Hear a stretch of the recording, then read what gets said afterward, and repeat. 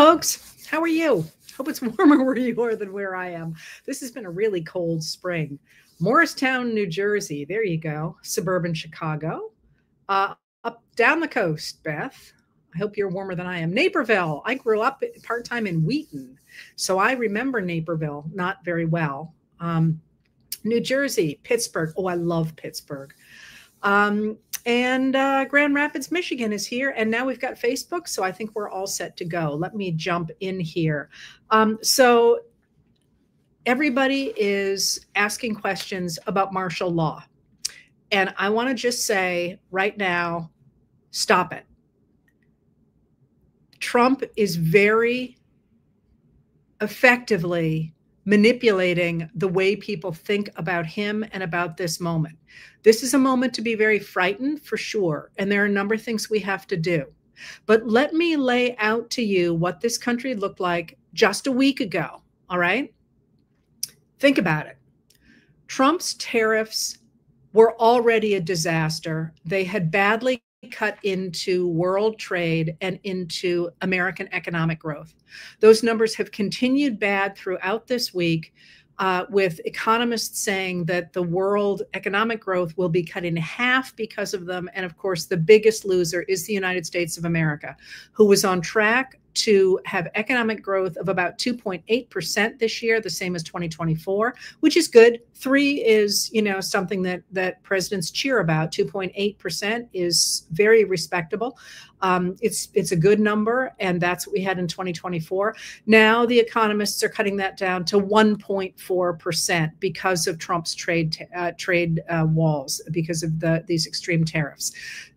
So they are not working. They are not popular. And he promised that he would hammer out 90 deals in 90 days. We have this many. And at the same time, there was an article in the New York Times today about how the U.S. is trying to negotiate with China for the magical return of the system we had before Trump put the tariffs on. Literally, they're trying to negotiate to get back to where we were. So that was on the menu a week ago. So, of course, was the fight between billionaire Elon Musk and Donald Trump, which was really drawing a lot of attention to the Department of Government Efficiency and the fact that it still looks as if it was an illegal organization. And it really didn't accomplish anything. Remember Trump saying to one of his aides, "So was it all bullshit?" And it appears to have been all bullshit. And Musk coming out against the Trump administration's One Big Beautiful Bill, which I'll talk about in a second, started this embarrassing juvenile war between the two of them that had them threatening each other and had everybody sort of glued to what is going to happen next, but also had a number of Trump loyalists talking about the fact that Musk claimed that Trump was deep into Jeffrey Epstein's log, which is not a surprise to anybody who's been following the story. Epstein talked about how he was very close to Trump. They enjoyed a lot of the same things. Trump said the same thing about Trump, even added that they liked women on the younger side and so on.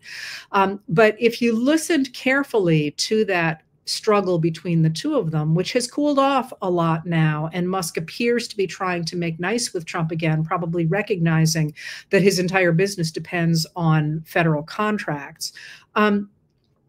It also seemed to me that there was an implied threat that Musk knew a lot more than just about the Epstein files. And if you think about what Trump and Epstein got up, Trump and Musk got up to together with the Department of Government Efficiency, with the 2024 election and so on, it did not seem like that was a threat that Trump would take lightly. You know, he wouldn't criticize, even when Musk came out and said he should be impeached, agreed with somebody who said Trump should be impeached. Trump just sort of backed away from that, which said to me he doesn't really dare to take on Musk. So we were talking about that a week ago. We were also talking about immigration. Trump is underwater on immigration. And when people like me talk about somebody being underwater on something, what that means is that more people disapprove of the behavior than approve of the behavior. So when you hear that term, well, that's what it means. When someone says they're underwater, it simply means that more people don't like what a president is doing than do like it. And for all that Trump and his loyalists have insisted he had a mandate and this is what people voted for, in fact, many MAGA voters believed that they were voting to send criminals out of the country. And by criminals, they meant those who had committed violent crimes like rape or murder.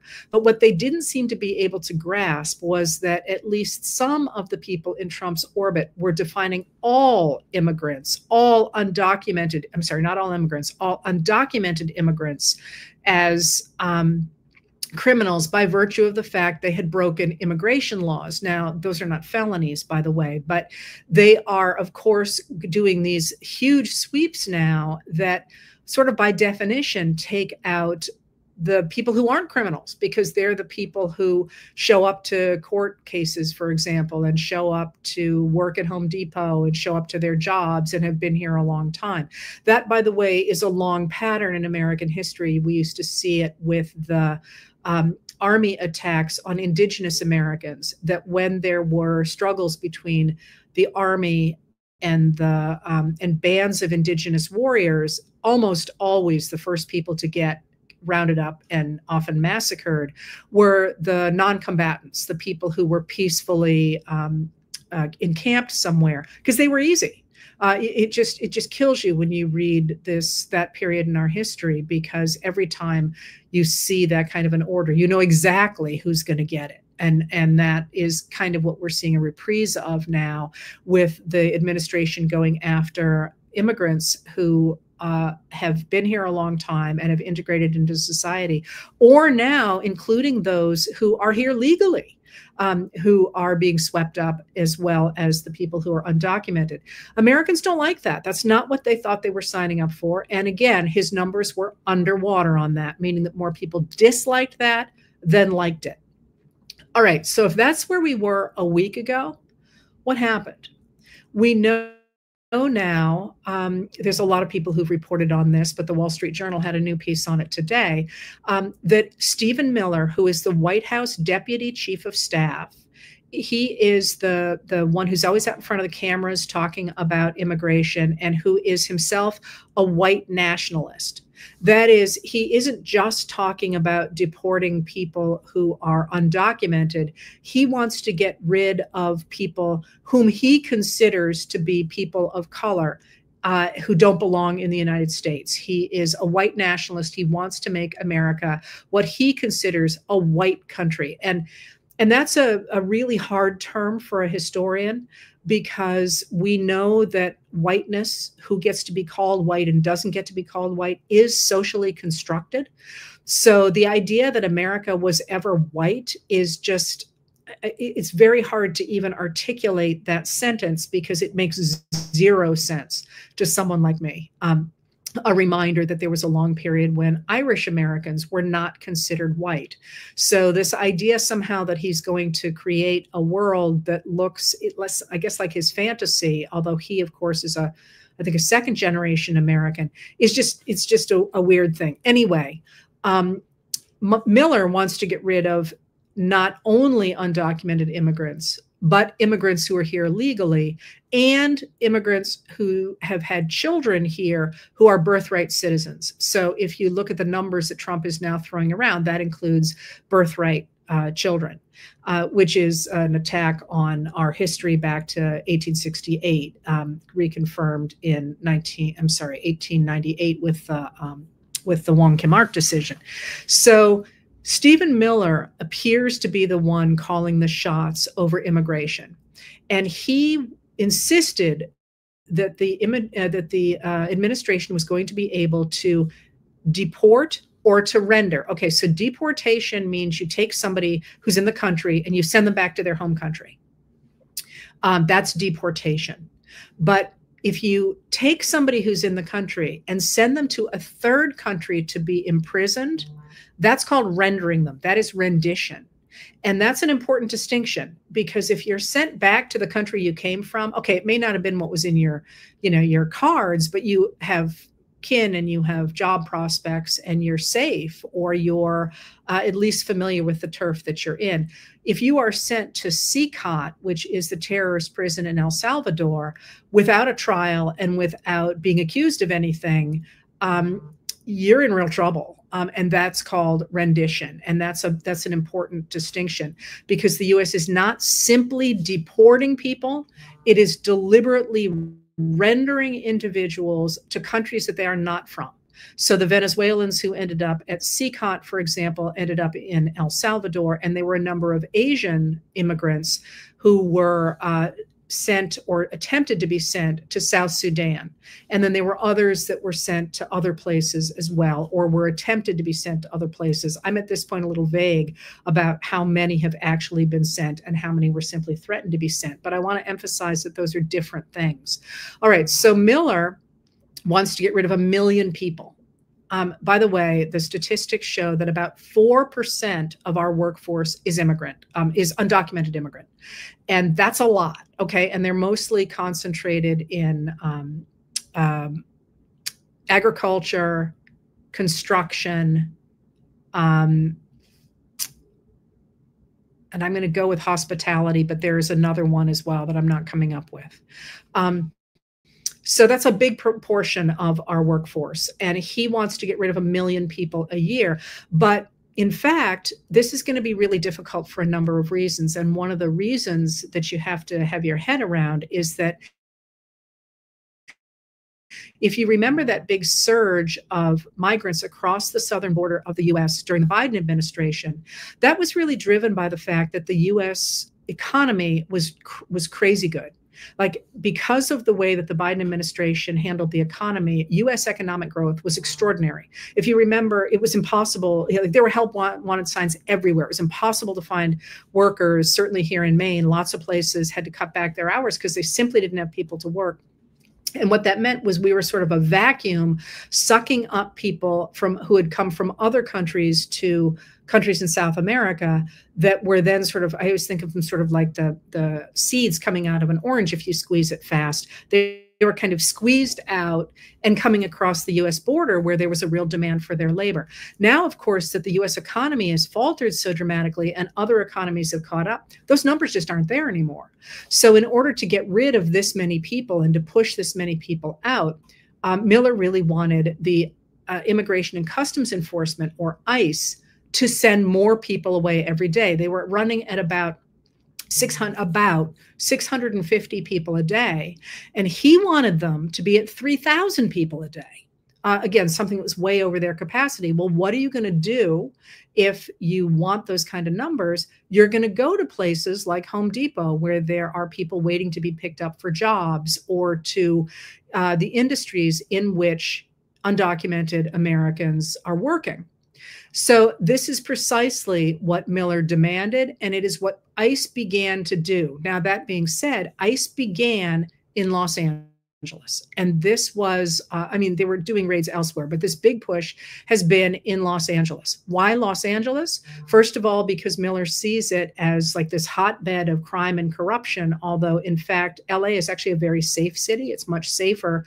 California is much safer than Oklahoma, for example, which has a murder rate 40 times as high as that in LA. It's one of the highest in the country. And similarly, I just looked at the statistics. Alabama is 3 times as high as LA. All right, so I'm sorry, 40% higher, and then 3 times as much as California is.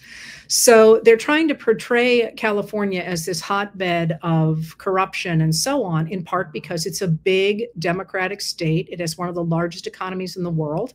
And Trump would really like to make it bow down to him. So what happened was that on last Friday, the ICE began to do sweeps in LA at a couple of places. A clothing store was one of them. It had done a few before that at restaurants, but over the course of last week, ICE was also taking into custody people and their families who showed up for court dates and holding them in basements of federal buildings. When this happened, these people thought they were just going to their appointments, and they ended up in custody. So their lawyers and their families, they were denied access to those people, but they started milling around those buildings to say, we want contact with these people. They should be able to talk to lawyers and so on. So these raids started to happen at the same time you've got these protesters outside these federal buildings. And we're not talking a lot of people. We're talking a few hundred people, a couple hundred people in some of them, and it's a very limited area. So what happened was ICE began on Friday to be very aggressive and really to try and stir things up. And if you're interested in that, when they arrested labor leader David Huerta, a very popular labor leader, he has now been charged with federal crime of obstructing an officer.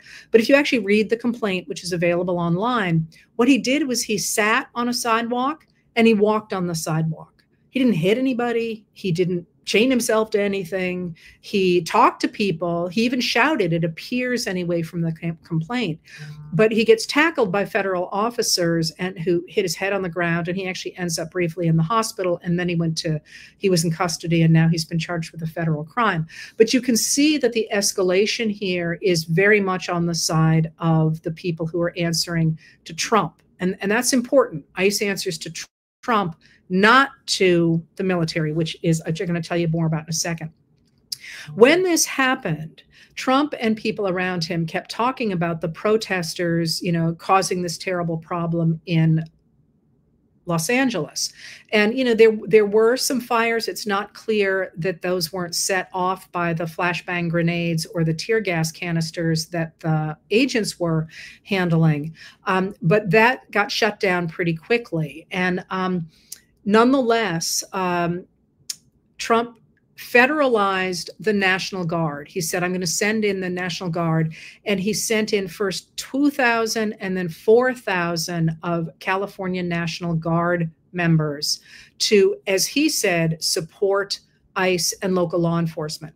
But neither the governor nor the mayor of LA wanted those reinforcements and said they didn't need them, that this was a deliberate attempt to escalate things. On top of that, Trump then said he was going to send in 700 Marines. This was yesterday. And now, of course, today, he threatened that if anybody protests during the Saturday parade, although I think he got the date of it wrong, the Saturday parade, they will be met with huge force. So let's just untangle here what he's doing. Trump is trying, first of all, to suppress dissent against himself and against his administration and make it look like he is in power. But this is actually from a real position of weakness. It's a dangerous time. It's a frightening time. But a couple of things. First, California has already sued to say you cannot federalize the National Guard under these circumstances. And I'll tell you a little bit more about that in a second. But have you watched the Marines? One of the things that I always wish people would do more of is, I think if you are not involved in the military, you tend to see it as sort of monolithic. And certainly for people who remember times when the American military has not behaved particularly well, there is a tendency to assume the worst of the military. But in fact, although the military is like anybody else, they got good guys and they got bad guys and good women and good, I didn't mean to make that gender, good people and bad people. The military has a very, very strong legal code and code of honor. And they don't want to be put in a situation where they will be acting in ways that are not supported by those military codes and regulations. And if you've noticed, the last I checked anyway, the Marines had not deployed because the Pentagon is saying, we don't have any legal basis for being on those streets. And we don't want to be, not more specifically, the officers in charge don't want to be in the position of giving an illegal order. So they're trying to find a way, and you can see the administration today said, oh, we need them to protect federal buildings. But there haven't been any attacks on federal buildings. And they're saying they haven't to have them for protection for the ICE agents. But in fact, It's the ICE agents who are being aggressive. So the military right now, and certainly the Marines, who have, again, their very storied history of their own, they don't want to be in the middle of this. And again, it's also worth remembering that at least until the Trump administration, about 40% of our people in uniform were women or people of color. And, you know, this idea that everybody is in the military is chomping at the bit to stand behind Trump, I think is incorrect. And certainly the leadership doesn't want to do that, even if they might vote Republican, because they have regulations and they have, you know, heartfelt dedication to our Constitution that makes them very uneasy about doing that. So now we have Trump saying, I'm going to meet any kind of protests in Washington, D.C. with force. What does that mean? I mean, literally, what does that mean?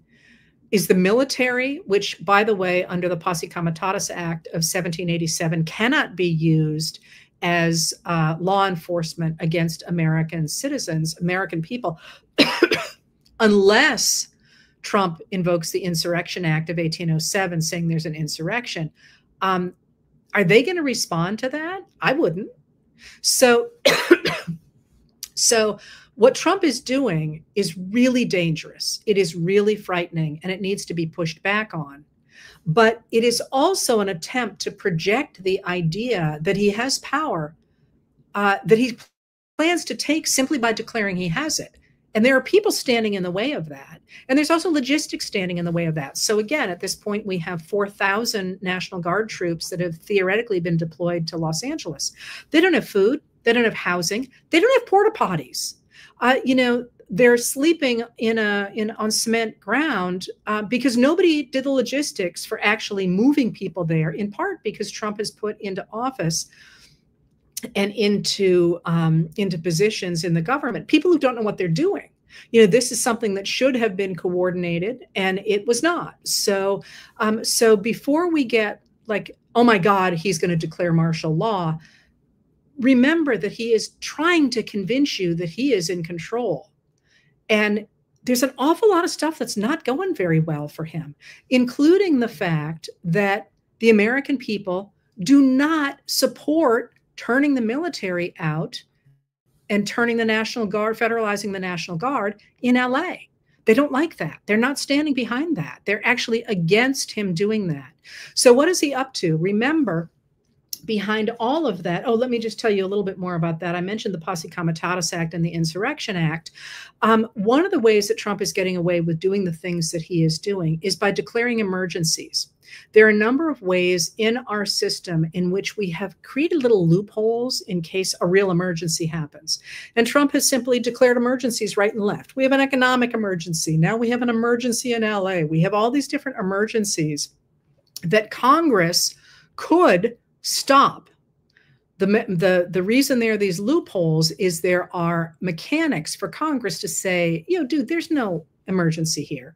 But the Republicans in the House of Representatives have taken that off the table. They pulled something that I've explained before. They've taken that off the table to say, we're good with whatever he wants to do.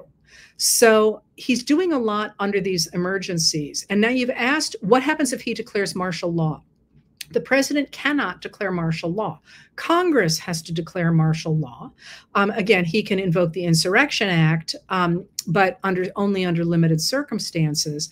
And what we're really looking at here is a question of how much the Republicans in Congress are willing to let him get away with, and how much Americans are willing to say, oh my God, he says he's in control, so I have to believe he is. He's not in control of these different mechanics. And similarly, in terms of the upcoming 2026 elections that people have asked about, the United States has never canceled an election.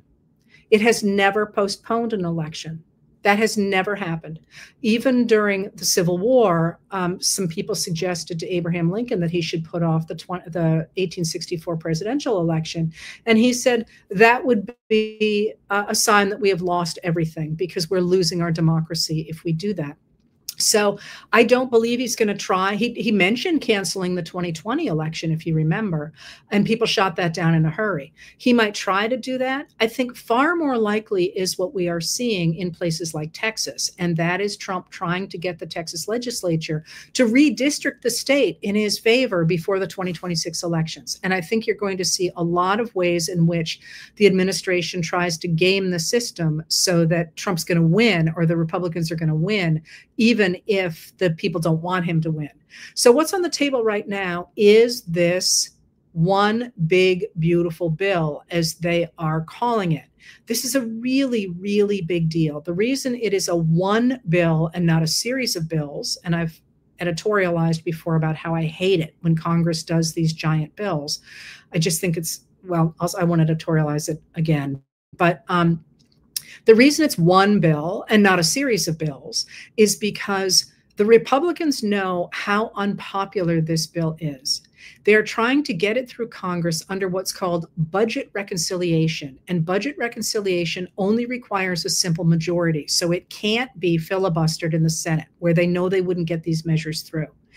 That even still, that more than 1,000-page bill is so full of stuff that Americans don't like that already Americans are the Republicans are backing away from things like the dramatic Medicaid cuts in it. They're having to back away from certain things in it. So if you've noticed, there are a number of times in the last couple of days where MAGA Republicans have said the only way to push back against what they are calling riots in LA, they are not riots in LA, they are protests. If there's rioting, it's on the other side, although we have not hit a police riot yet. I shouldn't have thrown that out. And maybe won't. They have said the only way to regain control of Los Angeles is to pass their bill, because it's got significantly more funding for border protection and for the Defense Department in it. And those two things cannot be separated.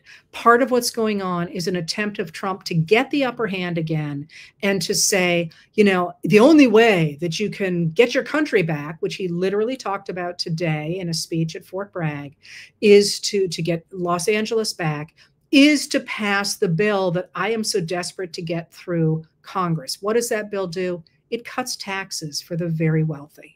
And it raises the debt ceiling so that we can borrow to pay for those taxes. It also dramatically cuts services. So those things are absolutely entwined. And when you hear about, you know, martial law and he's now going to push back on protesters and all this, that's frightening stuff.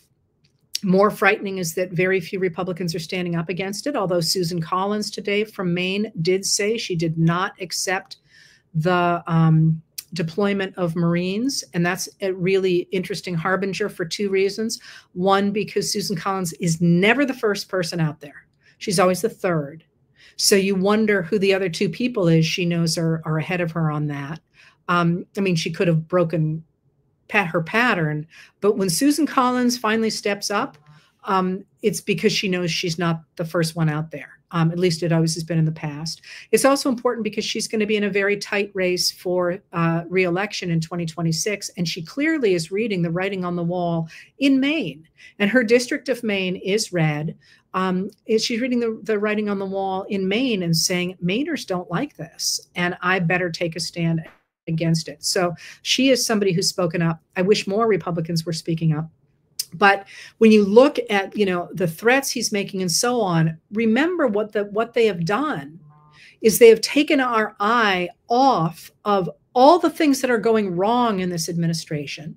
And they're suddenly trying to make him look good again. And they're suddenly trying to get people behind him again. And one of the things that really jumps out, again, to me in this moment, is he can't finish a sentence. Today, in front of the people at Fort Bragg, he talked about America winning World War I against the Germans and the Japanese. And, you know, he just makes these statements and he's all over the map. The White House is no longer publishing transcripts of anything he says because they're so bonkers. You know, he's not a stable candidate. And this is one thing that Gavin Newsom, the governor of California, has been calling out. He has been rapid response all the stuff that's happening in California. And he keeps hammering on the fact that Trump, for example, said they had a phone call and they did not. And of course, Newsom had receipts. So that all those things are going on. I hope I'm calming you down, because this is scary. It's bad stuff. And in fact, a lot of people asked, has the government ever called out the troops against the American people before? And the answer to that is absolutely yes. But interestingly enough, the reason we have what's known as the Posse Comitatus Act of 1878 is because the government called out the army against labor organizers and labor protesters in the Great Railroad Strike of 1877. And across the board, Congress people were like, you cannot have an administration using the army against its people for what were essentially its donors. And so after the Posse Comitatus Act of 1878, we do continue to see troops mobilized under the Insurrection Act pretty dramatically in the late 19th century. But you no longer see this idea of troops being able to be used against people. Although, interestingly enough, Dick Cheney worked very hard to get rid of the Posse Comitatus Act. The reason I know so much about it is the Congressional Research Board, that's not the name of it, the people who do congressional research, pulled every law and every instance of the use of Posse Comitatus for him.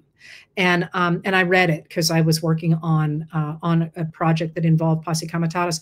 And just again, rabbit hole, sorry about this, but one of the things that really hurts indigenous Americans in the late 19th century is that the army cannot be used against the US citizens who are stealing their horses and taking their grazing rights. And this is one of the reasons we get the rise of indigenous police forces, because only they can stand against the Anglos who are coming in and taking especially their grass. It's not land in the late 19th century that matters so much as grass and stealing their horses. Totally rabbit hole, but I think it's interesting how laws play out. All right, so where am I going to leave you with this? Protests. We're going to see so many protests this summer, and we're going to see the administration pushing back on the protests, and it's going to be dangerous. Why do we protest in the United States of America? And I can't speak for any other countries. That's why I always limit that. Protests indicate whether or not a government is legitimate. That's why they matter. You are not protesting to get rid of a certain senator. You are not protesting to say, I want a different law. You are protesting because the people who are in power are putting in place policies that you do not support. And I guess it could be a single law, but what you're really doing is you're saying to your neighbors who are not involved, I don't support this government and you shouldn't either. That's a different thing than fighting against ICE, for example. And the reason I make that distinction is because in the protests, there's a lot of fighting going on social media right now about what those protests should look like, because there are a lot of things going on that are horrific. The separation of children, the rendition of these poor souls to these infamous prisons. I mean, I could just go on at great length. But as angry as those things make you, in American politics, what changes things is getting those people who are not otherwise on your side, either because they're apathetic or they're a little doubtful or whatever, to join you. And the way that you do that is by looking non-threatening, by demonstrating that you stand for American values that they share. And so I actually have an American pin on underneath my coat. It's really cold in here. I urge everybody to carry the symbols of American democracy, to wear pins, to carry American flags, to really deck yourself out as the people who own American democracy, because we do. And to really recognize that what the protests are designed to do is to say, we are America. This is the value. These are the values that America should stand on. Please join us. That doesn't mean you're going to agree with everything that the people around you think or that they are with you. And as I say, we can work all that out in the wash on the other side of this. But I'm saying all this because people sometimes mistake the idea that protests are designed to fight back against the system and the people in the system. In fact, the minute in the United States anyway, that you start to demonstrate violence, you lose all those people you need on your team because they were kind of apathetic to begin with. And they just don't want to have any part of it. One of the theories behind people like Dr. King was that nonviolence is important. He had a number of reasons, but people like me look at it and say nonviolence is important because that brings those people on board. The minute they see violence, they don't want any part of it. So the protests on our side to take back American democracy must be nonviolent. They should be as American as they possibly can be in their symbolism and, Declaration of Independence, multiculturalism, all of those things are who we are. And the recognition that the fight here is for public opinion. It's to demonstrate that the Trump administration is not popular. And that's, of course, why he's determined not to have those protests on June 14th, because he wants everyone to just see him, when the reality is he's deeply unpopular. The cost of this parade is infuriating a lot of people. Hey, the cost of sending the troops to Los Angeles at this point is pegged out at $134 million. There's a budget from the Department of Homeland Security for advertising to make people feel better about Trump. All that stuff are things that Americans don't like. So going into this moment, when you're thinking about things you can do, recognize that the war, and I mean that is going to happen for the next several months, is for legitimacy, is for the idea that we are the Americans, and those people who are ripping children away from their parents are not. They are not representing our values. So it's just kind of a different lens to look at protesting. But it also means that the protesting that goes on in the streets should look a certain way. But you don't have to just protest in the streets at certain times. You need to be anywhere where the discussion of American values, and by that I mean book banning and school boards and education and art and science. There's all kinds of programs to stand up for science this summer. You need to be in those places. And you also need to be on social media saying to people what it is that's happening that is personally affecting you.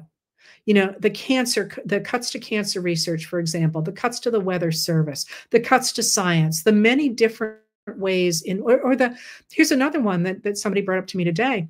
The people who are deployed and the families of the people who are deployed don't want to be in this position. That's not why they signed up for the military. That's not why they have taken the hits that they have in their lives. They don't want to be political pawns. They're there to defend the United States of America. The degree to which we can speak up about that will help to convince people who are not that involved right now to get involved, because we need their voices. We need at least 3.5% of the American population, and we need continually to demonstrate that those people in power, those vicious people in power who are also showing their incompetence, are not the people that we want to have carry this country forward. So I hope that gives you a little bit of calmness anyway. It's scary. I'm not going to deny it's scary. We're all exhausted. Things just keep coming. But it's really important to recognize the difference between what Trump is trying to project and what's real. And the reality is what's going to get us out of this, because it will enable us to puncture that false image. And again, you can see this all over social media. There's all kinds of bots and trolls working nonstop overtime to try and convince us that the protesters in LA are violent. And this is very much a psychological operation. We need to push back with that same kind of fervor. All right. Hope that's enough for today. I'm going to go back to writing and, keep the faith, because it's going to be a hell of a ride. But we have no choice but to move forward. And I'm ever so proud to be doing this with you all. I'll see you soon.